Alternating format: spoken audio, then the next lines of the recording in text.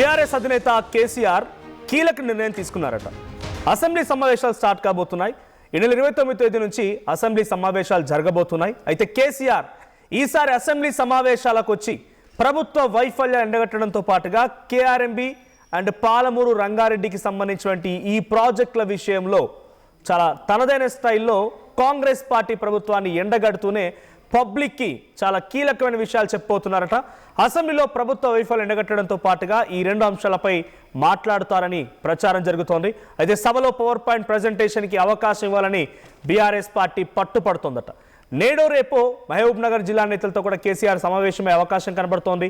ఇటీవలే తెలంగాణ భవన్ వేదికగా కేసీఆర్ మీడియా సమావేశం కూడా ఏర్పాటు చేశారు.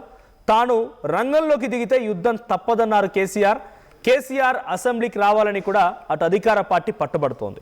సో నిన్న ముఖ్యమంత్రి రేవంత్ రెడ్డి ఇదే చెప్పుకొచ్చారు, ఎమ్మెల్యేలు ఇదే అంటున్నారు. స్పీకర్ కూడా గతంలో నిజంగా మాట్లాడాలనుకుంటే మీ యొక్క ప్రతిపక్ష నేతను రమ్మని చెప్పి కూడా ఆయన మాట్లాడిన సందర్భం ఉంది బీఆర్ఎస్ ఎమ్మెల్యేలతో.